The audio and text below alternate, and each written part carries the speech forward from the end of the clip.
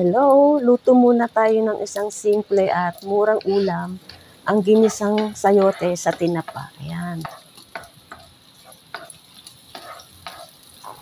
Igisa muna natin ang bawang, then sibuyas, at isunod na rin natin ang kamatis. Ayan.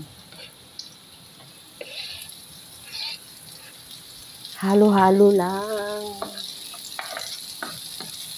Sandali lang naman ito lutuin. Hindi naman siya abutin ng 30 minutes.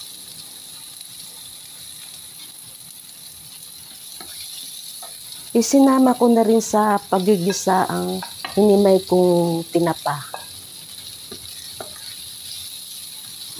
Amoy masarap na. Ngayon lang ako nakapagluto nito kasi nakita ko lang tong natirang sayote sa ref. Kaya naisipan kong magluto ng ganito.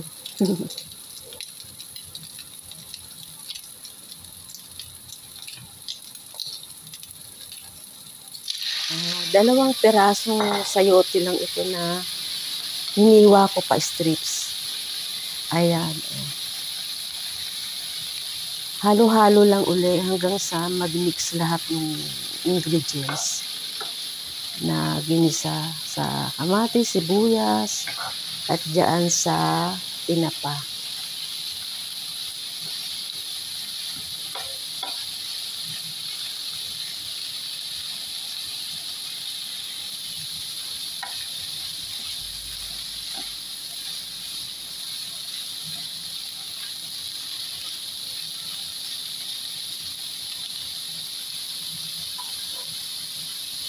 Naglagay pa rin ako ng konting tubig para maluto pa rin ang sayote.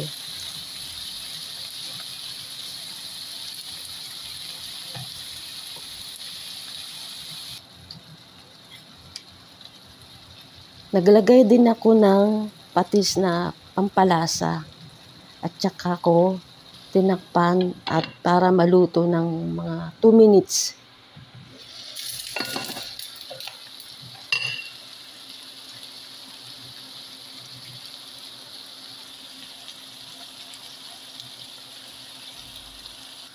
Naglagay ulit ako ng paminta, pero optional naman ito kung gusto nyo, pwede kung ayaw nyo.